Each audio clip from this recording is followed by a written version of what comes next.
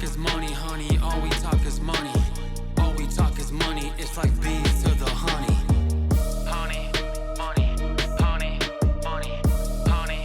It's the SOSCAST, baby. What's up, everybody? Vincent Oshana here with Valuetainment. Adam Sosnick is here on my right. We are at the Turning Point USA AMFEST, or We're America here. Fest, whatever you want to abbreviate it or whatever. We're going to be doing some interviews today. We have the PBD podcast coming on around 7:30. Patrick's going to be speaking. But we have some amazing guests that we're going to speak to before the main event. Our first guest, she's originally from Hanover. I said it right? Yeah, that's right. That's Hanover, Massachusetts. Was that your Boston accent? That was the right Boston, there? because I'm from New York, but she told me to say it right. She is the editor-in-chief of postmillennial.com, or just Yep, the whole. the Post-Millennial. The Post-Millennial. Yep, and Human Events as well, humanevents.com. Like, we're here with none other than Libby Emmons. Libby, how you doing? I'm doing good. Thanks. Everything's good, huh? So you Yeah. said you're originally from New York, Libby, and you were there for how long? I was in New York for a good long time. I went to college right outside the city. Yeah. My mom lived in New York when I was a kid. Okay. So I always wanted to live in New York starting when I was like 8 years old. Mm-hmm. And I was in New York in the city for, goodness. I moved there in 2002. Okay. And I moved out last year. Libby, was it like a last straw type situation? Because I mean, some people, they're New Yorkers, once they're there, they don't leave. I was pretty sure that was going to be me. Yeah. I was convinced I would never leave New York. I love New York City. Yeah. I feel it's the one place in the world that I really do feel at home. I love New York City. My son was born there. My Italian ancestors moved to New York City in like the 20s. Yeah. My grandparents were born in New York. My mom was born in New York. But yeah, the school system was not working for my son anymore. And like how would you break that down? Like what were you seeing? Was it affecting him like negative? Were you seeing like the stuff that they were teaching? Well, I wasn't crazy about what they were teaching. There was a lot of social emotional learning going on.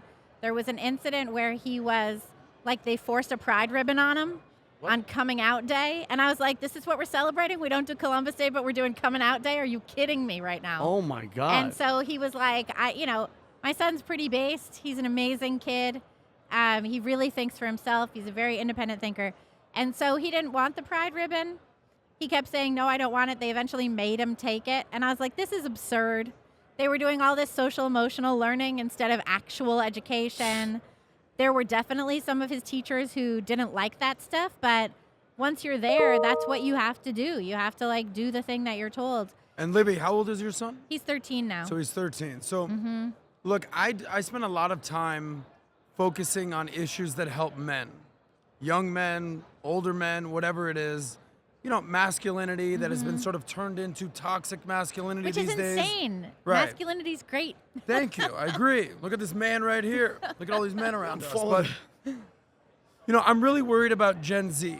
And then the generation after that is Gen A, Alpha, which your son is probably the youngest Gen Z, or maybe even in the oldest Gen Alpha. I've been trying to figure that out. So regardless, he's coming up in a time where there's been sort of this push for the feminization of men, the wussification of men, where if you're being a traditional man and you do traditional man things, you're toxic, you're bad for society. It's all led to really young boys just being sort of confused as to what's right and wrong these days. So how do you understand, being a woman, being a mother who has a career, but also your sole focus is your son, how do you balance all that to make sure your son doesn't turn out to one of these pride ribbon wearing confused kids? Well, I don't know. I don't know what to do about that, but my son is not moving in that direction, and he never has been. He's always been pretty independent in his thoughts, which I think me and his dad must have had something to do with that, with like really instilling in him the value of thinking for yourself, and he's like that. I don't think that his generation I don't think they're going to be willing to be wussified in the same way. They are his pushing generation. his generation. So the Gen Alpha. Yeah. Alpha, hello. Well, No, I mean, they're pushing back against that. Yeah. Those kids are pushing back against that stuff. They don't like everything that's being forced on them. They They think that it's real. They look at culture and they're just like, we don't like this. They're into analog stuff. Yeah. You know, my son doesn't like any of the contemporary pop music. He's always like, let's play Steely Dan or the Beatles. Yes. So, okay, let's do that. I'm sure you've seen this Bill Maher stat that we've referenced it a million times on PBD Podcast, where it talks about people who identify as LGBTQIA+. IA plus something. I forget some of the letters sometimes. But, the traditionalists, they're basically 70 plus 1%. Right. Baby boomers, 2%. Gen Xers, 4%. Millennials, closer to 10%, right? Then you have Gen Z that's at 19.8%. Well, it's so 20%. trendy. So it's trending, but what you're saying is your son, Gen Alpha, you're starting to see sort of like the cracks sort of in the facade happen where they're like, no, I just want to be a boy. The whole push for LGBTQIA, which now the FBI is enforcing that that's what everybody's supposed to say at the FBI. The whole thing with that. FBI saying yeah, exactly. It's the establishment. This is the authority. The authority is telling you, that you have to come up with your gender identity. The authorities are telling you, literally, the authorities, the FBI, everybody.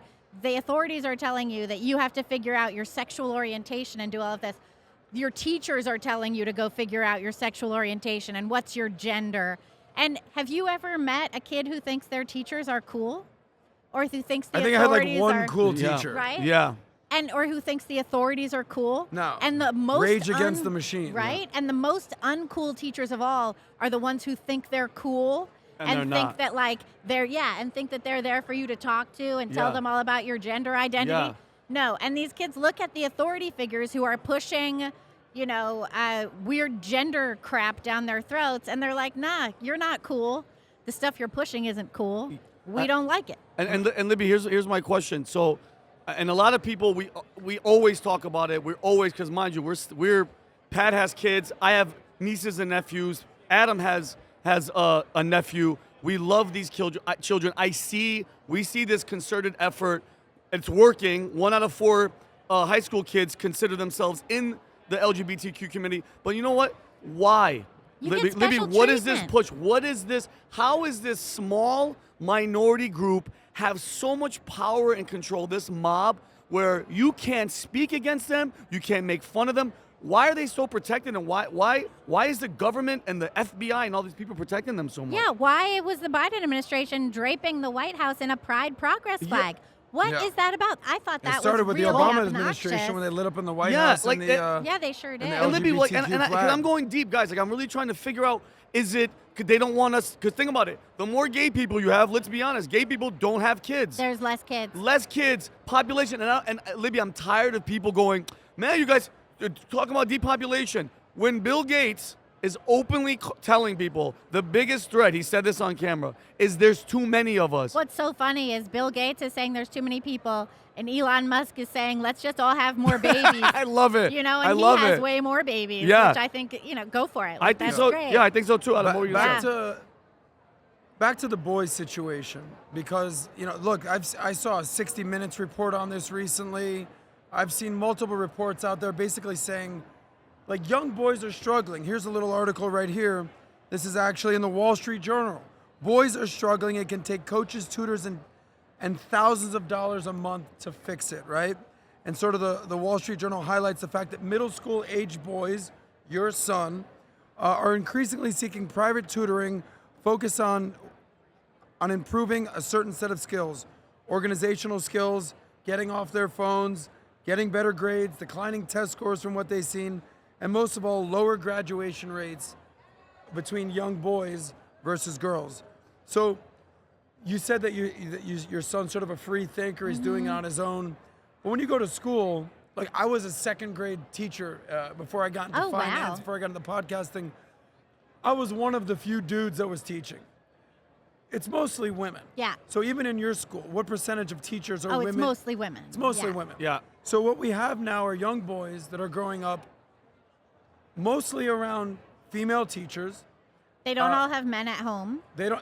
The boom in single mothers raising kids And I know you're doing that, but you're sort of very base and you know what you're doing. Well, and his dad is very much involved. Okay, Thank God. But a lot of these boys don't have male influence.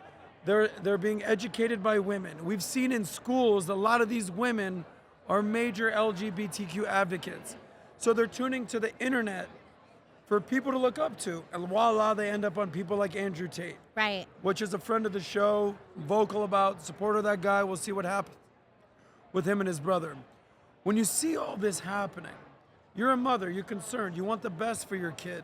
I assume your son has friends that he hangs out with and plays with. As a mother, how concerned are you with what's going on here? And how do you actually push back against this agenda? I am concerned about it, and I think we are telling American boys the wrong story.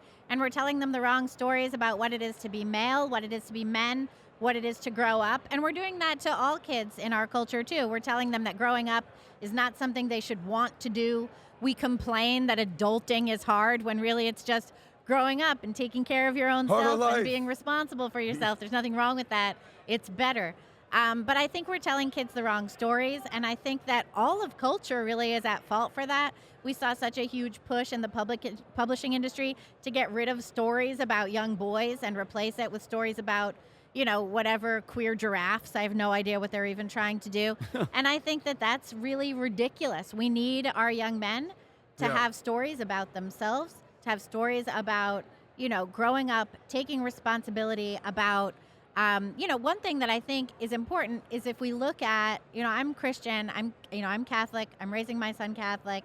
And when we look to the stories in the Bible, when we look to these biblical stories, there's so much there that's untapped in contemporary culture. There's adventure stories, there's stories about growing up, there's stories about figuring out who you are, taking responsibility, about finding what's most important, about putting God's will first, and all of these kind of things. And even if we look at the story of Jesus Christ, he grows up from a young man, he feels called to do something, he puts it all on the line, and he goes for it, and he takes a risk, and he sacrifices himself for what he thinks is best for the world. You know, these are powerful stories.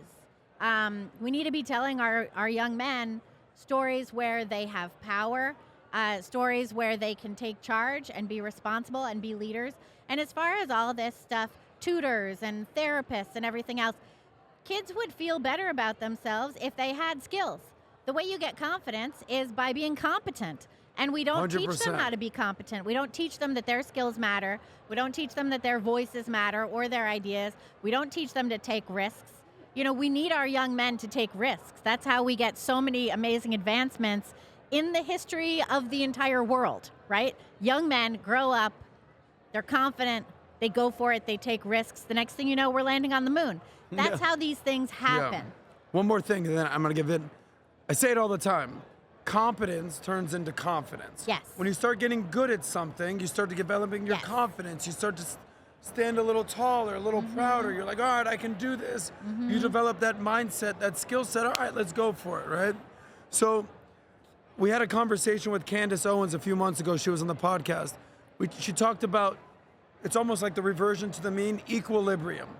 All right, we see every 4 to 8 years, the country has a bipolar episode. Oh, well, let's elect a Democrat. Elected a Republican, no, let's change mine. That's fine in politics. But when culture and society progresses, we don't really see it deprogress. Right. Right? You don't really often see that. So using the wussification of men and boys, it's, you know, that the famous phrase, strong men create good times, good times create weak men, you know, we know the whole thing right there. But you said there's almost sort of this like equilibrium shift where young boys are like, nah, I ain't gonna go put on a dress. I don't want to be Dylan Mulvaney. I don't want to chop my thing off. I just want to be a boy.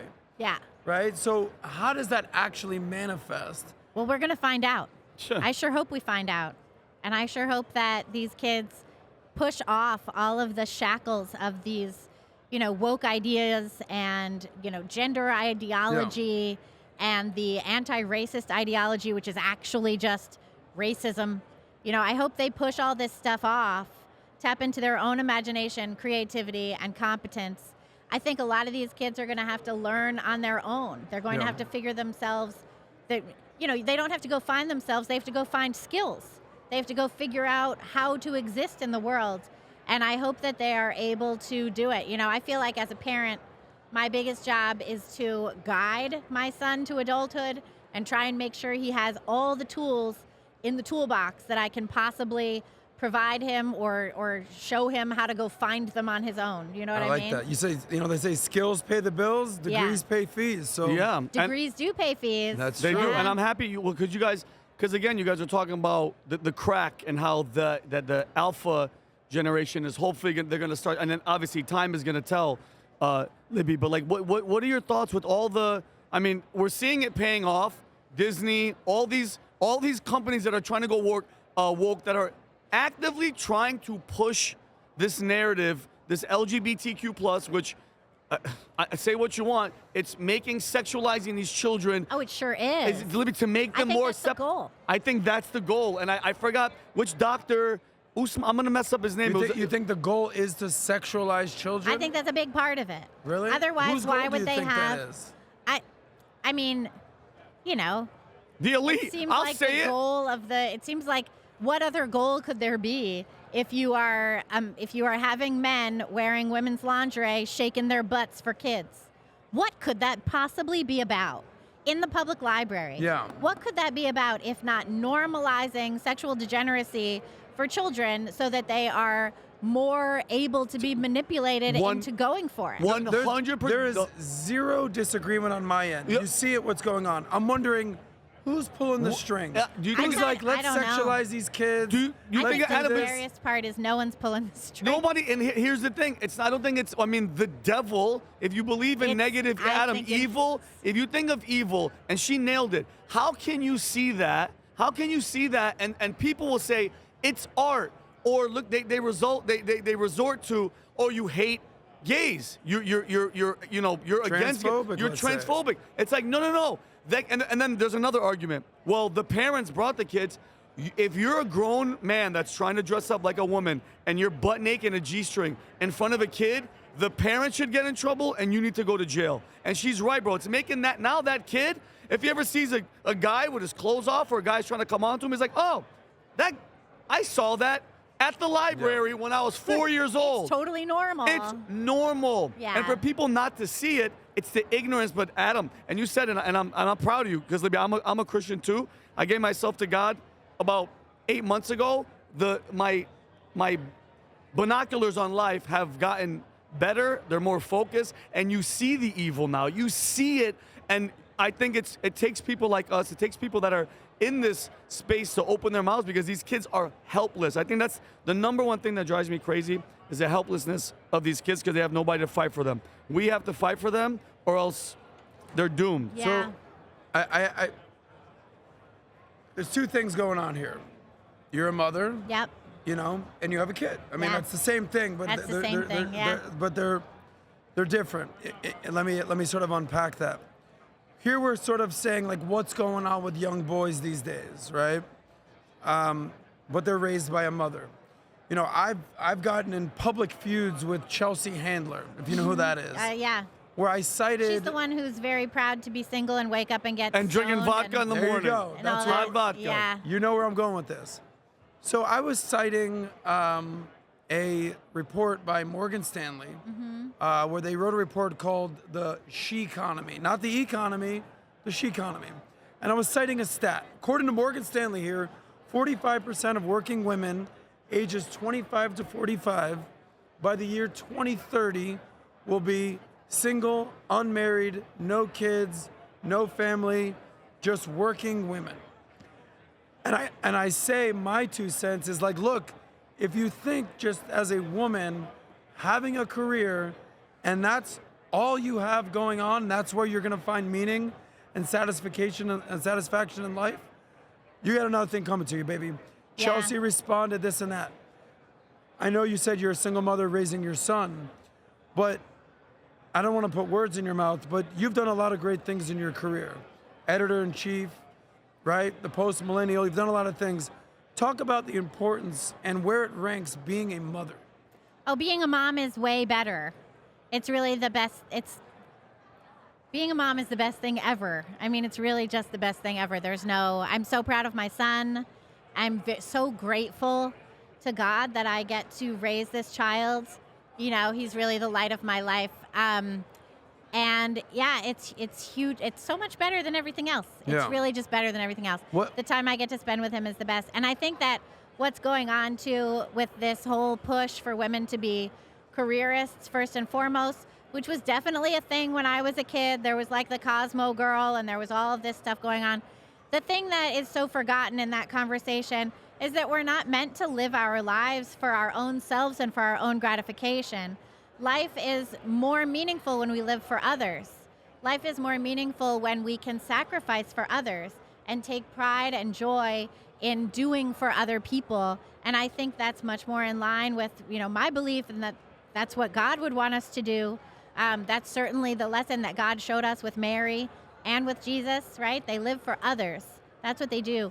And I think that there's so much more meaning in having children and having a family in love, right? Because it's not just that motherhood is derided. The entire concept of love is derided. If we look at the recent kerfuffle with Disney's Snow White, you had the lead actress, Rachel Zegler, going out there speaking to Variety about how, you know, this is not going to be a love story and this cheap love story. He's a stalker. He was a stalker. Right. It's not going to be about this falling in love with this prince. But what stories are better than ones with love in them? Whether it's, you know, love between a romantic love or other kinds of love, you know, love is the point. And so when we get away from that, or when we turn all of the love that we can have in our hearts in on ourselves, we not only do ourselves a disservice, we do the world a disservice because we are not sharing our light. We are not sharing our love. And the Bible even tells us, you know, you're the light of the world. Don't hide your light under a bushel, you know, put it out there. And I think that focusing everything on yourself will only lead to dissatisfaction.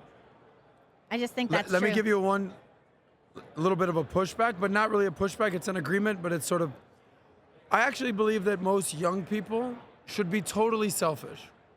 Be totally selfish. Meaning what? Focus on yourself. Focus on your education. Focus on your physique. Focus on making money, focus on having friends, be selfish as hell. Totally cool with that. But at some point you need to pivot. And at some point you need to go from being selfish to selfless. Well, and better yourself for others. Better yourself, there we go. Yeah. Better yourself for others, for the best version of yourself. So at some point, when you're the best version of yourself and you're ready to get married, or you're ready to settle down, you're ready to have kids, you've done all the selfish things. And now you can fully embrace what it means to be selfless and care for your wife or care for your kids or care for your family. But the whole, you know, when we were growing up, I think we're all kind of in similar age range, the selfie showed up out of nowhere. Yeah. And all the girls with their duck lips and the selfie, that's cool for a time being. But if you're a 45-year-old woman still in the club, doing selfies, doing the duck face, it's like, baby girl, you need better priorities in life. That's not working. Yeah. And what I'll say is this, women and men have totally different time frames. Yes. So someone might look at this and be like, Adam, you're 42 years old. You're not married. You don't have kids. Who are you to say this? Vinny, you're 45 years old. What the hell are you talking about? It's like, I could start knocking up a 26-year-old girl right now, having Right babies. now? Right now. Where are they at? Okay. Because They're we're not, literally all around. yeah. They really, yeah, But I we're just on saw a two of different them. time frame. So women, I fully believe, need to understand their 20s are the most important decade of their life. But for a man, their 30s is the most important decade. Because women after 40 can't really have kids. I know Robert De Niro's 82 years old, just had a kid. Same with Al Pacino. How old is she? And the girl's like We're 26. operating on different time clocks. Right. Okay? So the quicker that women understand, listen, I can't fall into this feminism bowl of BS. I need to hear from beautiful, feminine, powerful women who are saying, oh, by the way, I've done great things in my career, but the number one thing I am is being a mother. Oh, it is definitely the number one thing. I also think that it's possible to come into your best self with another person. And I think that it's a mistake that a lot of men and women make with their first relationship when they fall in love and they say, oh, it's not the right time for me to get married, and they push that love off. And I think that that's a mistake. Love doesn't wait. You know, it doesn't wait for you. So if you fall in love, there's no reason not to go for it, even if you're 19, if you're 25. You don't need to fix your career first. You don't need to get that graduate degree You don't need to travel around the world with your backpack or whatever it is that people want to do. You don't need to spend another couple of years dancing in the clubs. If you fall in love, marry that girl. Go for it. Start your life together. Grow together. No matter how young they are? I mean, you got to be of age, right? Well, I don't mean obviously, Adam. I don't think that's I don't think you should worry about being too young to fall in love. Well, see, I disagree with that, Libby. With all due respect. We can disagree. I think that's great. We can disagree without being disagreeable. I don't think most men, I'm not saying women, should even think about getting married until they're 30.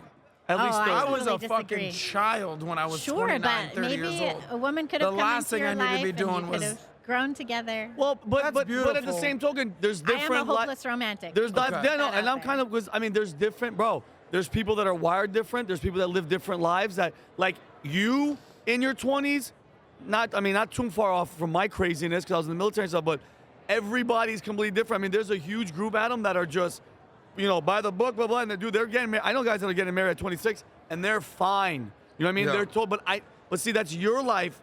In your 20s, you're saying 30. I know that I'm sort of painting in broad strokes, and I'm not saying that every man should do that. I never use the word every or none or 100 or 0. I never use those words. The vast majority of men, especially these days, we just read the fact that young boys are falling behind, really need to take time to find themselves, develop a skill set. Skills pay the bills. Develop skills for sure. Get competent, get confidence. Get better with women, understand women. I firmly believe that men and women are better together. And this push for men, the red pill community, dunking on women, hating women, is derisive. I also think that the modern feminist, I don't need no man, get your bag, girl, is horrible for women. It's horrible. Right. And it's depressing. Yeah. And it seems lonely. You don't want to and end up bad. like Chelsea Handler, who was once young, beautiful, talented, and funny, and then and now she's none of those 4 qualities. Yeah. I'm gonna. I would quibble with talented, but. Oh yeah. Hold on, I'm with her. But all right, guys. I think I'm gonna shift. Gears, Libby. So the 2024 election. It's obvious, that the left right now, actively with what's happening with Trump, they're involved in election interference. I don't care what you want to call it. You could call it cheating. What do you think, Libby? Because we see their one tactic. They're trying to get him off the ballot. They're trying to get him off the ballot. Libby, if that doesn't work, because he's he hasn't showed up to one debate. He's number one. Everybody here knows we're not stupid. He's beating DeSantis by how many? 40. He's up 40 It's like, points. how about Not that? even close. I don't even want to say anybody else's name. What do you think, Libby, the left has up their sleeves if this doesn't work? Those dirty little tricksters, they got something. Dirty little Dems, and I'll just, because, Libby, I've heard a lot of, is it pandemic too, which Fauci and all of them have warned us.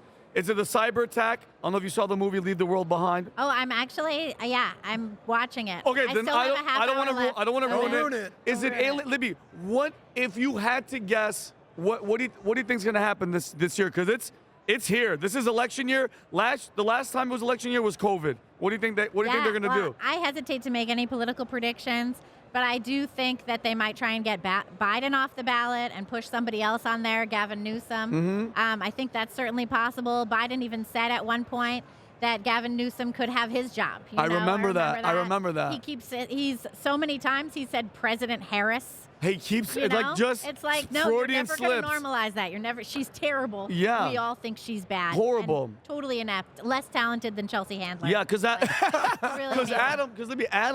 possible. Adam is still thinking that they're not going to abandon Joe Biden just yet. But just from this past week, you're seeing them and when I say the FBI and the government are letting stories of Hunter come out, stories of his father on these. By the way, if this was 2020, will you think Hunter Biden stories would be out? No. They protect this guy. We saw what they did in 2020. Yeah, the New York Post. Yeah, the New York Post. Emma Jo Morris's amazing story on the Hunter Biden laptop. Yeah. They suppressed it all over the place. And they suppressed anybody who talked about it. 100%. I certainly think that kind of thing could happen again. But the fact that you're seeing, like you mentioned, the fact that you're seeing stories start coming out about Hunter Biden, it kind of makes you think, like, are they trying to get Joe Biden out of here? What are they trying to do? I think so too, because there's no other excuse for. I think I think everybody knows the numbers are out. I don't care how many times Karine Jean-Pierre goes She up there is with the her worst. lazy eye and just horrible. Like, and I get it. They'd be like, she has to do it. But if you sign up for that job, you have to lie. I don't know how you sleep. You don't have a soul. If you're just up there, like, somebody was like, the numbers are really bad. She's like, no, if she has that big book of just bullshit. It's the bullshit book. No, That's every White House press secretary. Hold on, that lies Remember to when their Sean teeth? Spicer stood out there and it was like, yes, our crowd was bigger than Obama's inauguration. It's like, roll the tape. Quite. And it wasn't even close. But hold on. They're spin doctors. Yeah, but the That's magnitude, spin rule. hold on, Good but job. the Both magnitude sides. of this one, name me one thing that's going right and do not say infrastructure. Go ahead. What, with Exactly, with Biden. Oh, No. yeah. Absolutely, bro. And Adam, you know me. I would give credit where credit's due. I'd be like, okay, absolutely nothing's wrong. I think they're abandoning him. But like you said, the Gavin Newsom, which never in the history of why is he debating DeSantis? It made no sense. I didn't think that made sense because it didn't make sense to me that DeSantis was giving Newsom a platform at all. Why give Newsom a platform? Yeah, what? Well, Why? He had nothing to gain in that. 100%. Gavin Newsom isn't running for anything. And his state is, what, $68 billion in debt? 100%. And they defaulted on like a $20 million loan from the federal government or whatever. And does it bother? Like, and Like, maybe What are we solving for right now? Why DeSantis did the debate? no, I that- think we're still, are we no, still not the talking day. about My thing is, I'm going to. They obviously abandoned Joe Newsom. It's a scary thing because he's so bad. He's so bad, but he nailed it. He's formidable because listen, the left is just waiting for the next thing. They're waiting for the next phase. They had to vote for Biden. Yes. They had to. It was, hey, Trump, collusion, Russia, COVID. Nope. They would have voted for a freaking rock. So my thing is, Yeah. it's scary. It's scary, Libby, because I'm seeing the relationship with China with Gavin. He shows up. Xi Jinping shows up to San Francisco. The homeless were fucking. They might be dead for all we know. They cleaned up the streets. They lined San Francisco with the Chinese Communist Party flag. They gave this guy the red carpet. That relationship is completely suspect. That's the same country that unleashed COVID, and still to this day, we can't say it came from there. We're still Right. questioning everything. By the way, we're about to put people on Mars. We don't know where this disease came from. It's horseshit. It's zero accountability. I don't like that relationship, and I think they're prime Newsom to run. What do you think? Roger Stone, who we're going to have on later today, this was a year ago. We're in a cigar lounge. Libby looks at me as we're talking about who's running in the left, and he goes, don't put it past them that their Hail Mary pass will be Michelle Obama. Have you heard any of those rumors? I have heard those rumors, yeah. I think a big problem, though, is not who the candidates are for the left, like for lefty people. When I talk to my lefty friends, Yeah, which I love don't lefties. I don't have that many left, Yeah. like a couple of them. They tell me that Trump is going to ruin democracy, and I say, how? And they don't know. They don't have an answer. Yeah, it's a talking point. Yeah, and they have only talking points. They're not willing to dig deeper. You tell them, like, actually, that whole Russia thing was a total hoax. 100%. Totally fake. Yeah. And they're like, no, it wasn't. Trump had ties to Russia. No, he didn't.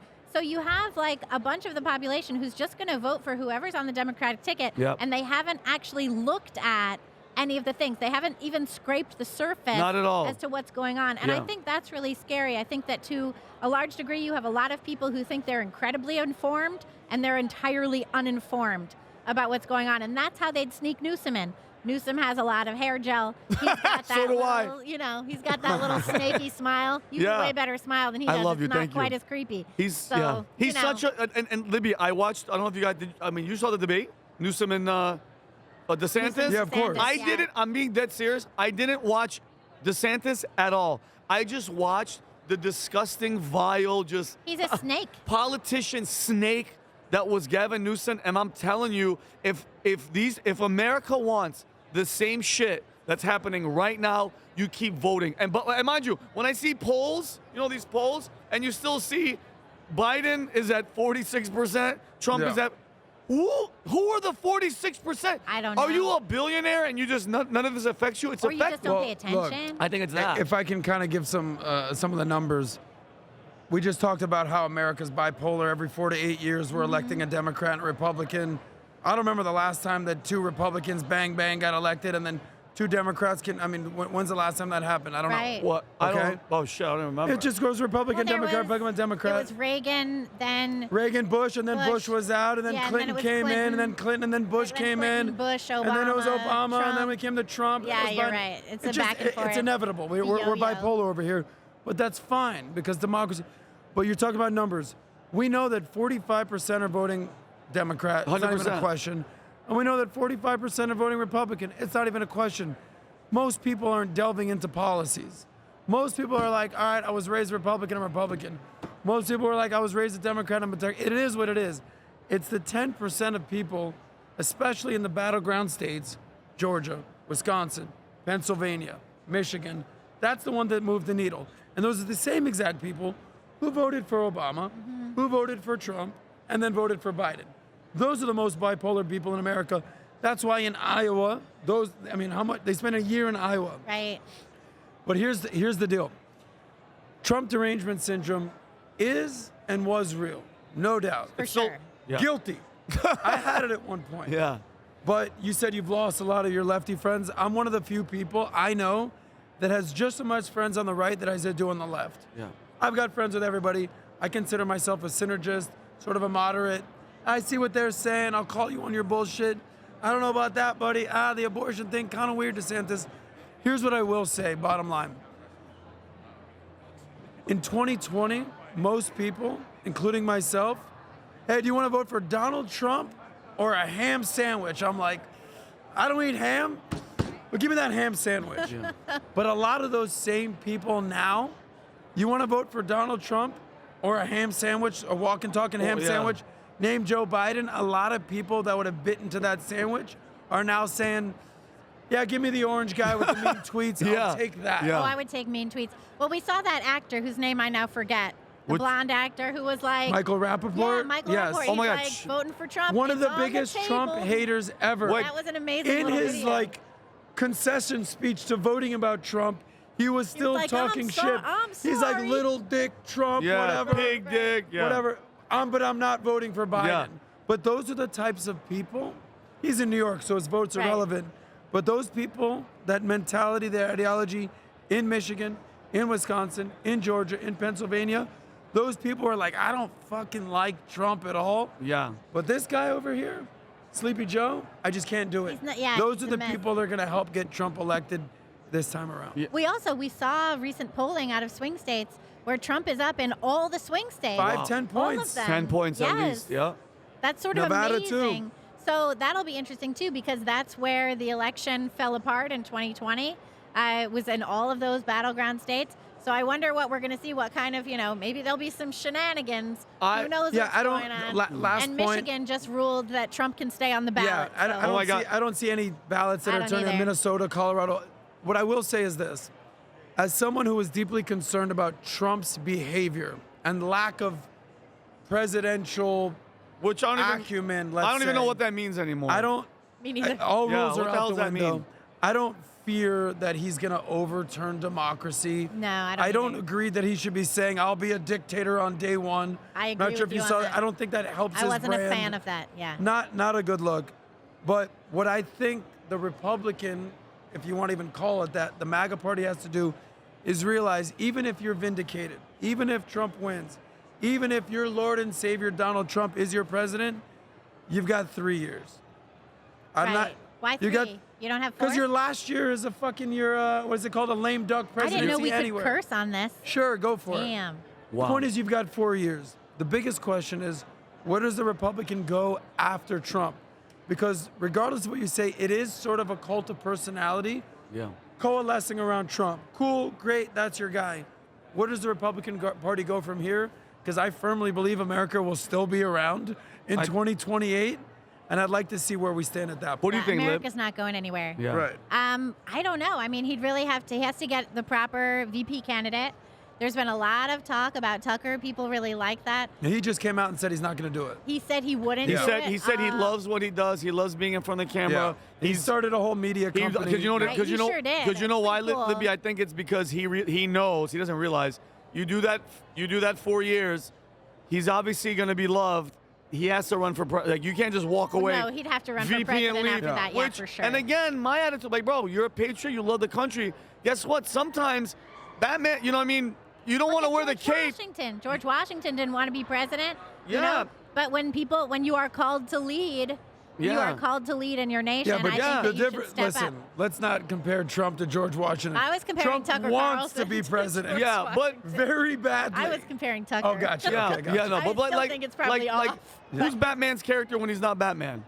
Bruce Wayne. Bruce Wayne. Sometimes you don't want to wear the cape. You've been beat up. Your fucking back hurts. You fought. A dog bit you the night before. But guess what? Sometimes when the people need you, Adam, you got to buck up and put on the fucking cape. If the country needs you, Are you talking about Tucker or Trump? Yeah, I'm talking We're about talking about No, Tucker. Trump is always gonna wear the cape. I'm saying with like a Tucker, it's like if you see that we Trump's need got a help. gold cape. Oh, he's a G. I don't think that's his mission. No, I don't think that's what it is. Who do you think? He's never run for office, No, guys. Who should be the VP? Tucker's as likely to run as Michelle Obama. Who should be Trump's VP? Yeah, but what I'm Well, saying is, Adam, a Tucker would change the way America and the world would be because guess what, Adam?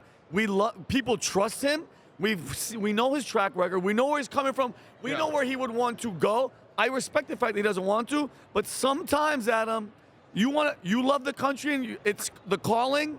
I think You got to pull the trigger. to answer your question, even though we're the ones asking the questions, you have all the But answers. I'm curious. I have no I answers. think it's going to be an attractive, smart female. You think I so? think Kristi Noem is at the top of the list. I think Sarah You Huckabee don't think Sanders. Carrie? You don't think Carrie Lake? Carrie, I love we've her. interviewed her. We've done it. Yeah. I think Trump likes the fact, no disrespect, Carrie, I think he likes the fact that she will literally do whatever he says. Of course. She's not going to give him any pushback. But he loves that. But that you need someone to say, I don't know, Mr. President, how about this? How about that? You want someone. I also think that Kristi Noem is super attractive. And She's really pretty. And I don't know if What you know about this Tulsi? about Donald Maybe Trump. Tulsi Gabbard? He likes attractive women, and that's why I think Sarah Huckabee Sanders is That's not why going to be you on think that Leave her she's list. not alone. gonna be. No, but I think she did Ozempic, so we'll see how that goes. Ozempic, she did it. I don't know. Really? I might just. I mean, Oprah did. Oprah is 69. I saw a photo of her. She won't tell us. 69? She's 69, bro. And now why she wait? She does that well, all she's the time. always done- She's always going back. She's a- and she's a forth, flip-flopper. You know? Oprah's weight situation is the same thing as about America's political situation. Flip. Just You a just have no freaking idea. yo-yo.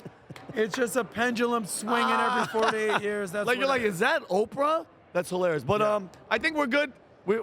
Kelly gave me the 10 minute sign about 10 minutes ago. But Libby, thank you so much for Libby, being. before we go ahead, sign off. Go ahead. Yeah.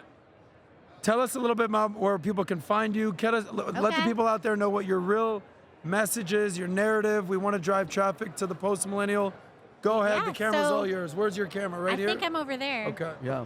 I'm Libby Emmons. Oh, you you're can here. find me Go on ahead. Twitter at Libby Emmons. You can see all the great work we're doing at thepostmillennial.com. We have Andy No is always coming up with some new amazing reports, and humanevents.com. We have a lot of great work from Jack Posobiec. So come check it out. Awesome. Well, Libby, we're gonna be here till we're leaving tomorrow. But thank you for coming. Thank you for being Let's here. go I wish party. you the Let's best. go. Yeah, we're gonna have the AMFEST. party. But God bless you. I hope the best for you, for your Thank kid. you. Thanks so and much. hopefully New York changes one day where you could think about going back to New York. Yeah, why Until not? then, If it ever happens. enjoy Mountaineer country. I love it. Libby, Yeah. it's great seeing you Thanks so again. much. Of course. That'd be awesome. Thanks.